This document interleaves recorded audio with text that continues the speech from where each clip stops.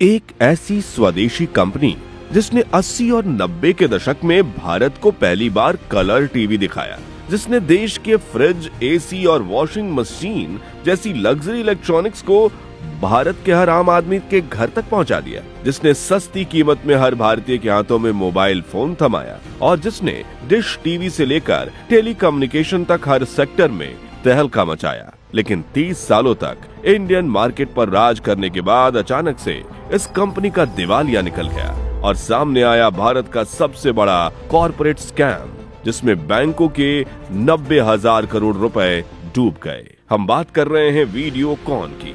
अगर आपने अपना बचपन 80 या 90 के दशक में बिताया है तो वीडियोकॉन के साथ आपकी भी कई यादें जुड़ी होंगी। उस 1980 से 2010 तक लगभग हर भारतीय के घर में वीडियोकॉन का कोई ना कोई प्रोडक्ट तो जरूर होता था। वो सपना जो अपना सदियों से था, रंगों पे आया है होकर सवार। रंग लाई है मेहनत हमारी तुम्हारी, खुशियों से रंगा है सारा संसार। कलर टीवी पर अब सबका अधिकार। वीडियोकॉन बजट लाइन 95 कलेक्शन सदियों से था। वीडियोकॉन।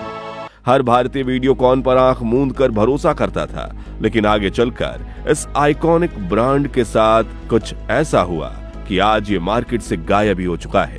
लेकिन क्यों डूबा वीडियोकॉन? आज जानेंगे वीडियोकॉन की शुरुआत अर्श से फर्श तक पहुंचने की कहानी। तो बने रहिएगा वीडियो के अंत तक। इस कहानी की शुरुआत होती है साल 1995 से, जब औरंगाबाद जिले के छोटे से कस्बे गंगापुर में रहने वाले नंदलाल माधवलाल धुत खेती बाड़ी करते थे और एक बड़ा बिजनेस शुरू करना चाहते थे। इसलिए उन्होंने गंगापुर साखर कारखाना नाम से अपनी शुगर मिल शुरू की। उस दौर में गन्ने की प्रोसेसिंग नया और बेहद मुनाफे वाला कारोबार था, जिसमें धुत परिवार ने अपना एक अच्छा खासा साम्राज्य बना लिया। समय बीता, उम्र बढ़ने के साथ नंदलाल जी ने अपने तीनों बेटे वेणुगोपाल, राजकुमार और प्रदीप को कारोबार की जिम्मेदारी सौंप दी। लेकिन इन तीनों में सबसे अलग सोच रखते थे वेणुगोपाल धुत। उन्होंने पुणे यूनिवर्सिटी से मैकेनिकल इंजीनियरिंग की पढ़ाई की और फिर इलेक्ट्रॉनिक्स की दुनिया को समझने जापान जा पहुंचे। उस वक्त जापान दुनिया का इलेक्ट्रॉनिक्स हब बन चुका था। सोनी, पैनासोनिक और तोशिबा जैसी कंपनियां तकनीक का भविष्य लिख रही थीं। वहीं वेणुगोपाल जी ने भारत के हर घर तक आधुनिक इलेक्ट्रॉनिक्स पहुंचाने का सपना देखा। साल 1979 में उन्होंने औरंगाबाद में वीडियोकॉन इंडस्ट्रीज की नींव रखी। लेकिन टीवी बनाना उस दौर में बेहद महंगा और जोखिम भरा काम था। टेक्नोलॉजी विदेशी कंपनियों के पास थी और भारत में लाइसेंस राज के कारण मशीनें मंगाना भी आसान नहीं था। इसलिए वीडियोकॉन सही मौके का इंतजार कर रही थी। लेकिन फिर उनकी किस्मत का दरवाजा खुला साल 1982 में, जब दिल्ली एशियन गेम्स के साथ भारत में पहली बार दूरदर्शन ने कलर ब्रॉडकास्टिंग शुरू की।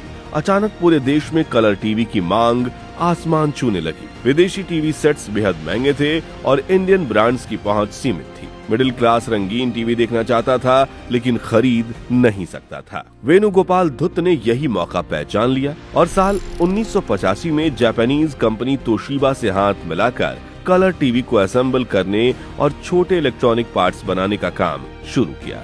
लेकिन धीरे धीरे उन्होंने सबसे अहम तकनीक पिक्चर ट्यूब मैन्युफैक्चरिंग को अपने हाथ में ले लिया, जो टीवी का मुख्य कंपोनेंट हुआ करता था। बस फिर क्या था, वीडियोकॉन ने तुरंत अपने ही ब्रांड की पहली कलर टीवी लॉन्च कर दी, जिसने इंडियन मार्केट में क्रांति ला दी। क्योंकि पहली बार एक ऐसा टीवी आया था जिसकी क्वालिटी विदेशी जैसी थी, लेकिन कीमत आम भारतीय की पहुंच में। कंपनी ने पहले साल 1 लाख टीवी बेचने का टारगेट रखा, लेकिन उससे कई गुना ज्यादा टीवी बिक गए और यहीं से शुरू हुआ वीडियोकॉन का असली सफर। देखिए, कलर टीवी की जबरदस्त सफलता के बाद वीडियोकॉन अब सिर्फ एक प्रोडक्ट तक सीमित रहने वाली कंपनी नहीं रहना चाहती थी। वेणुगोपाल धुत समझ चुके थे कि आने वाला दौर होम इलेक्ट्रॉनिक्स का होने वाला है, जहां टीवी, फ्रिज और वॉशिंग मशीन जैसी चीजें अमीरों की शान नहीं बल्कि हर परिवार की जरूरत बनने वाली थी। इसलिए कंपनी ने अगला कदम उठाया, देश के हर मिडिल क्लास परिवार को वीडियोकॉन का दूसरा प्रोडक्ट पहुंचाने का। जी हाँ, साल 1987 में वीडियोकॉन ने टीवी के बाद वॉशिंग मशीन बनाने की शुरुआत की। उस समय बाजार में बीपीएल जैसी कंपनियों का दबदबा जरूर था, लेकिन उनकी मशीनें महंगी होने के साथ साथ सर्विस नेटवर्क भी सीमित था। आम आदमी के लिए ये सब भी एक सपना ही था। वीडियोकॉन ने फिर वही किया जो उसने टीवी के साथ किया, कम कीमत में भरोसेमंद प्रोडक्ट, जिससे ग्राहकों का भरोसा वीडियोकॉन पर बढ़ने लगा। साथ ही कंपनी को मार्केट में कम कंपटीशन का फायदा भी मिला, क्योंकि तब तक भारतीय बाजार विदेशी कंपनियों के लिए खुला ही नहीं था। लेकिन वीडियोकॉन ने कभी अपने प्रोडक्ट में कोई कमी नहीं आने दी।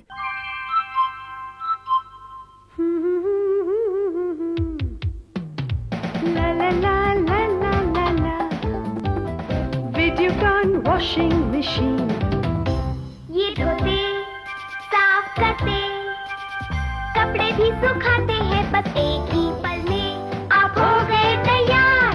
Videocon washing machine, Videocon washing machine. फिर 1989 से लेकर 1990 के दशक के आखिर तक वीडियोकॉन ने अपने पोर्टफोलियो में तेजी से बढ़ोतरी की। Home entertainment system, air conditioner और रेफ्रिजरेटर जैसे प्रोडक्ट्स लॉन्च हुए।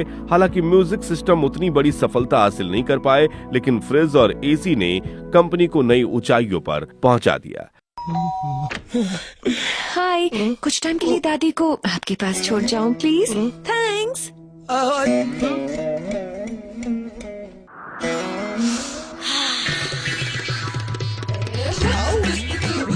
दादी, डॉन को पकड़ना मुश्किल ही नहीं, नामुमकिन है।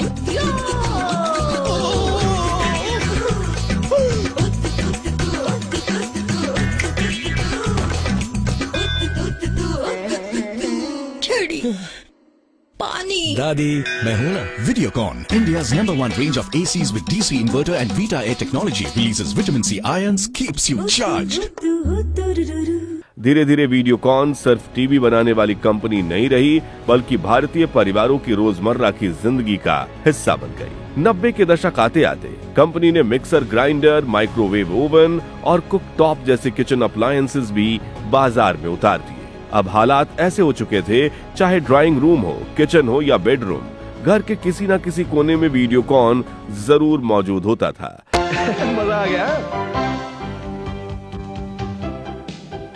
वीडियोकॉन फजी मैजिक दिमाग वाला है, कपड़े अच्छी तरह साफ कर पाएगा। दिमाग वाला है, मेहनत तो करनी पड़ेगी। दिमाग वाला है। सोप वॉश फैसिलिटी और 2000 से भी ज्यादा wash combination. Mummy, fuzzy magic क्या सबसे ज्यादा इंटेलिजेंट है? पापा से भी? हाँ बेटे, सचमुच बहुत इंटेलिजेंट है। मजबूत और ख्याल रखे, बिल्कुल तुम्हारे पापा की तरह। वाह, दिमाग वाला है। दिमाग वाली है। वीडियोकॉन फजी मैजिक, दिमाग वाला। वीडियोकॉन। और यहीं से शुरू हुआ वो दौर जब वीडियोकॉन सिर्फ एक ब्रांड नहीं, बल्कि भारतीय मिडिल क्लास की भरोसे की पहचान बन चुका था। लेकिन जैसे जैसे व्यापार बढ़ता है, वैसे वैसे आगे बढ़ने की ख्वाहिशें जाग उठती हैं। ऐसा ही हुआ वीडियोकॉन के साथ। कंपनी एक multi sector corporate power house बनना चाहती थी।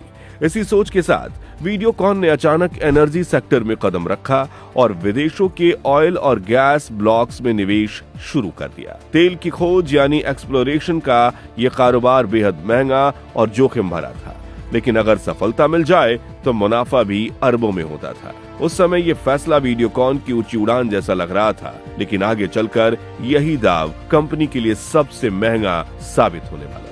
लेकिन कैसे, वो हम आगे जानेंगे। फिलहाल अगर पीछे मुड़कर देखें तो 80 और 90 का पूरा दशक वीडियोकॉन के लिए गोल्डन एरा साबित हुआ। साल 2000 तक आते आते कंपनी सिर्फ भारत में ही नहीं, बल्कि अंतर्राष्ट्रीय बाजारों में भी अपनी पहचान बनाने लगी थी। ग्लोबल लेवल पर मुकाबला करने के लिए वीडियोकॉन ने एक बड़ा कदम उठाया और मशहूर यूरोपियन ब्रांड फिलिप्स के कलर टीवी मैन्युफैक्चरिंग प्लांट को करीब 28 करोड़ रुपए में खरीद लिया। इसके बाद वीडियोकॉन के टीवी सिर्फ सस्ते ही नहीं रहे, बल्कि फीचर्स में भी विदेशी ब्रांड्स को चुनौती देने लगे।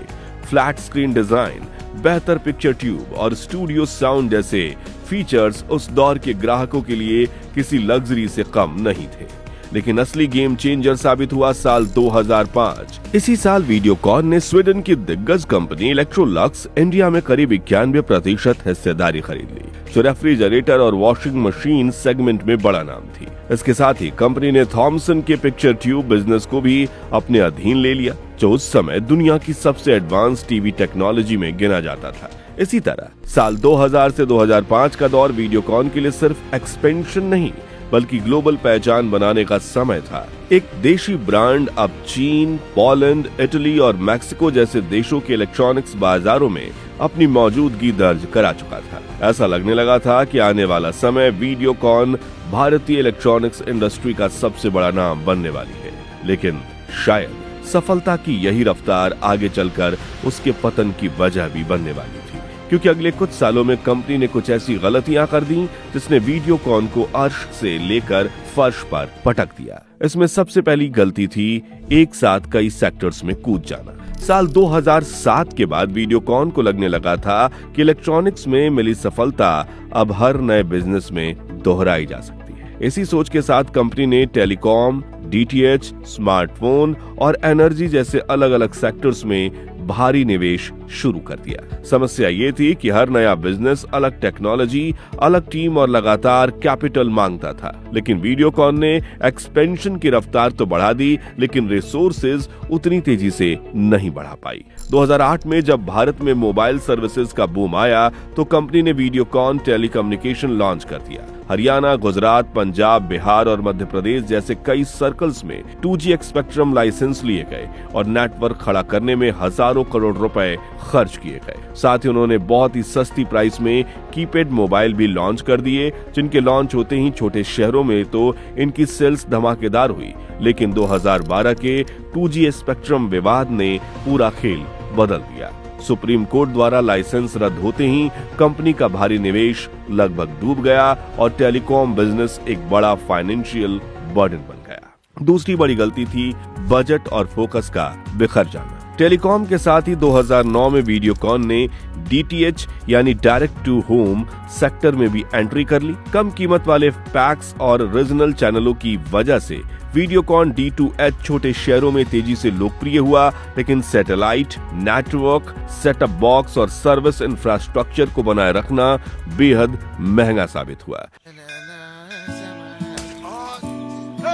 छुटपुट बूंदों सी कहीं मस्ती की बौछार सी, जज्बातों के आसमां में मनमौजी कुछ बादलों सी, आसमां से उतरी खुशियों की छतरी, आसमां से उतरी खुशियों की छतरी, आरज़ू की छत पर उम्मीद की बूंदाबांदी सी, आसमां से उतरी खुशियों की छतरी, आसमां। 8 करोड़ लोगों के लिए हर रोज वीडियोकॉन D2H बनता है उनकी खुशियों की छतरी। उसी दौरान कंपनी के कीपैड मोबाइल बिकना कम हुए तो वो स्मार्टफोन मार्केट में भी उतर गई और नए एंड्रॉयड फोन लॉन्च करने लगी। एक साथ इतने बिजनेस चलाने के कारण कंपनी का कैश फ्लो दबाव में आने लगा, कर्ज बढ़ता गया, जबकि मुनाफा कई सेक्टर्स में उम्मीद के मुताबिक नहीं आया। आखिरकार 2016 में टेलीकॉम कारोबार एयरटेल को बेचना पड़ा और डीटीएच बिजनेस को बचाने के लिए डिश टीवी के साथ मर्ज होना पड़ा। लेकिन सबसे बड़ा असर पड़ा वीडियोकॉन के साम्राज्य के सबसे अहम पिलर कंज्यूमर इलेक्ट्रॉनिक्स पर। दरअसल 2010 के बाद दुनिया तेजी से CRT TV, CD, LED screen की तरफ बढ़ रही थी। रिसर्च और टेक्नोलॉजी में भारी इन्वेस्टमेंट की जरूरत थी, लेकिन वीडियोकॉन का पैसा अब अलग अलग कारोबारों में फंसा हुआ था।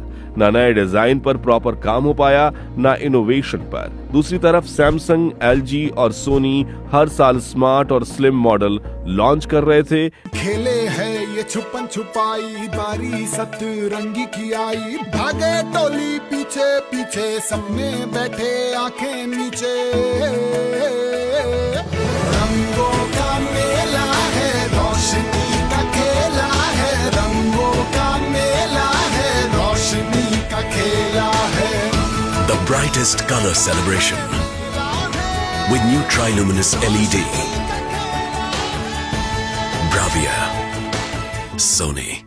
देखते ही देखते कुछ सालों में हालात ऐसे बदल गए कि जो ब्रांड कभी हर भारतीय के घर का भरोसा था, वही टेक्नोलॉजी की दौड़ में पीछे छूटने लगा। इसी लगातार बढ़ते दबाव का असर कंपनी के आंकड़ों पर साफ दिखाई देने लगा। दिसंबर 2015 में जहां वीडियोकॉन को करीब 55 करोड़ रुपए का घाटा हुआ था, वहीं सिर्फ 15 महीनों के भीतर मार्च 2017 तक यही नुकसान बढ़कर 1915 करोड़ रुपए तक पहुंच गया। यानी बेहद कम समय में घाटा करीब 34 गुना तक उछल चुका था। कर्ज बढ़ रहा था, ब्याज का बोझ भारी होता जा रहा था और कई नए बिजनेस उम्मीद के मुताबिक कमाई नहीं कर पा रहे थे। लेकिन असली झटका तब लगा जब कंपनी का सबसे बड़ा दांव ऑयल एंड गैस सेक्टर भी लड़खड़ाने लगा।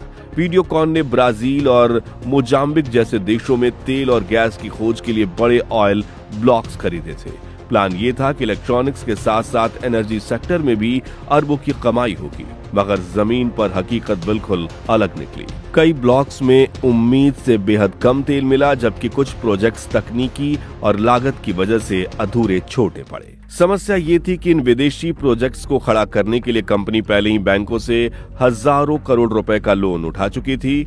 जब उत्पादन कम हुआ तो कमाई भी उम्मीद से नीचे रह गई और कर्ज चुकाना मुश्किल होने लगा। धीरे धीरे हालात ऐसे बन गए कि कंपनी का पूरा कैश फ्लो सिर्फ ब्याज और देनदारियां संभालने में ही खर्च होने लगा। मुसीबत यहीं खत्म नहीं हुई, सरकार ने भी तेल उत्पादन से जुड़े बकाया भुगतान की मांग शुरू कर दी। बार बार नोटिस भेजे गए, लेकिन रकम जमा न होने पर मामला सीधे सुप्रीम कोर्ट जा पहुंचा, जहां कंपनी को लगभग 525 मिलियन अमेरिकी डॉलर चुकाने का आदेश दिया गया। बढ़ता कर्ज, गिरती बिक्री और लगातार कानूनी दबाव, इन सब ने मिलकर वीडियोकॉन की आर्थिक हालत को पूरी तरह से हिला दिया। लेकिन कंपनी के सिर से अभी काले बादल हटे नहीं थे कि एक और मुसीबत आ गई। साल 2016 में ICICI बैंक और वीडियोकॉन लिमिटेड के एक शेयर होल्डर अरविंद गुप्ता देश के प्रधानमंत्री नरेंद्र मोदी को एक पत्र लिखते हैं, जिसमें वो खुलासा करते हैं कि ICICI बैंक की CEO चंदा कोचर ने अपनी पावर का इस्तेमाल करके वीडियोकॉन को हजारों करोड़ के लोन दिए हैं और इस बात को सालों बीत चुके हैं, लेकिन वीडियोकॉन ने अभी तक लोन नहीं चुकाया। जिसके बाद प्रधानमंत्री ऑफिस से ये केस सीधा CBI के पास और जांच के बाद बाहर आई कुछ ऐसी बातें जिसने पूरे देश को हिला कर रख दिया। अरविंद गुप्ता की कंप्लेंट में लिखा था कि ICICI बैंक ने वीडियोकॉन ग्रुप को करीब 3,250 करोड़ रुपए का बड़ा लोन पास किया था और लोन पास होने के तुरंत बाद वीडियोकॉन ग्रुप से जुड़ी एक company supreme energy private limited ने ICICI की CEO चंदा कोचर के पति दीपक कोचर की कंपनी न्यू पावर रिन्यूएबल्स में 64 करोड़ रुपए निवेश किए, जिसे एक तरह से रिश्वत की तरह देखा गया। फिर CBI और ED जैसी जांच एजेंसियों ने फंड ट्रेल, बोर्ड अप्रूवल और लोन प्रोसेस से जुड़े दस्तावेजों की गहराई से जांच शुरू की। यह एक बड़ा कॉर्पोरेट स्कैंडल बन गया, जिससे इंडिया के टॉप प्राइवेट बैंकों के CEO और एक बड़े इंडस्ट्रियलिस्ट के खिलाफ सीरियस चार्जेस लगे। और जैसे ही जांच आगे बढ़ी, बैंकों और रेगुलेटर्स की नजर वीडियोकॉन पर और सख्त होती चली गई। नए लोन मिलना लगभग बंद हो गए, फंडिंग के रास्ते रुक गए और मार्केट का भरोसा तेजी से टूटने लगा। कंपनी के शेयर गिरते गए, नए निवेशक पीछे हटने लगे और कई संभावित बिजनेस डील्स आखिरी समय पर रद्द हो गई। साल 2018 तक हालात इतने बिगड़ चुके थे कि वीडियोकॉन ग्रुप पर करीब 90,000 करोड़ रुपए का भारी कर्ज चढ़ चुका था। कंपनी के कई बिजनेस पहले ही कमजोर हो चुके थे और कैश फ्लो लगभग खत्म होने की कगार पर था। ऐसे में इन्वेस्टर्स ने भी दूरी बना ली। आखिरकार मामला नेशनल कंपनी लॉ ट्रिब्यूनल यानी कि NCLT तक पहुंचा, जहां वीडियोकॉन को इंसॉल्वेंसी प्रक्रिया में डाल दिया गया। इसका सीधा मतलब था अब कंपनी का भविष्य उसके मालिकों के हाथ में नहीं, बल्कि अदालत और कर्ज देने वाले बैंकों के कंट्रोल में जा चुका था। अब जब वीडियोकॉन ग्रुप की कंपनियों को बेचने की प्रक्रिया शुरू हुई तो पूरा मार्केट हैरान रह गया। कभी भारतीय इलेक्ट्रॉनिक्स इंडस्ट्री पर राज करने वाली इस कंपनी की हालत इतनी बिगड़ चुकी थी कि उसके कारखाने, जमीन, मशीनें, ब्रांड नेम और स्टॉक सब कुछ नीलामी की मेज पर आ गया। एक्सपर्ट्स के मुताबिक वीडियोकॉन के एसेट्स की फेयर वैल्यू करीब 4,079 करोड़ रुपए आंकी गई थी, लेकिन अगर इन्हें तुरंत बेच दिया जाता तो उनकी लिक्विडेशन वैल्यू सिर्फ 2,568 करोड़ रुपए ही निकलती थी। यानी कागजों पर जितनी कीमत दिखाई दे रही थी, असल बाजार में उससे करीब 1,500 करोड़ रुपए कम मिलने वाले थे। आखिरकार साल 2021 में वेदांता ग्रुप की कंपनी ट्विन स्टार टेक्नोलॉजीज ने करीब 2,962 करोड़ रुपए में वीडियोकॉन को टेक ओवर कर लिया। अदालत की मंजूरी मिलते ही वीडियोकॉन ग्रुप की 13 कंपनियां नए मालिकों के कंट्रोल में चली गईं, लेकिन बैंकों के लिए यह सौदा किसी झटके से कम नहीं था। जिन बैंकों ने कभी हजारों करोड़ रुपए का भरोसा करके लोन दिया था, उन्हें कुल रकम का सिर्फ 4 से 5% ही वापस मिल पाया। बाकी करीब 95% पैसा हमेशा के लिए डूब चुका था। यही वजह है कि इस केस को आज भी भारतीय बैंकिंग इतिहास के सबसे बड़े कॉर्पोरेट स्कैम में गिना जाता है। खैर, इस टेक ओवर के बाद धीरे धीरे वीडियोकॉन नाम बाजार से गायब होने लगा। कुछ प्रोडक्ट्स जरूर बिकते रहे, लेकिन वो भरोसा, वो पहचान जो कभी हर भारतीय घर का हिस्सा हुआ करती थी, वो कहीं हो सी गई। तो दोस्तों, क्या आपने कभी वीडियोकॉन की टीवी, फ्रिज या वॉशिंग मशीन जैसी चीजें इस्तेमाल की है? अगर हाँ, तो आपको वीडियोकॉन के प्रोडक्ट्स कैसे लगते थे, कमेंट्स में बताइए। ये वीडियो अच्छा लगा हो तो इसे लाइक और शेयर करके 15,000 लाइक्स जरूर करवा दीजिए। और ऐसी ही चौंकाने वाली केस स्टडीज के लिए हमारे चैनल को सब्सक्राइब करके पास वाली घंटी बजाना मत भूलिएगा। जय हिंद, जय भारत।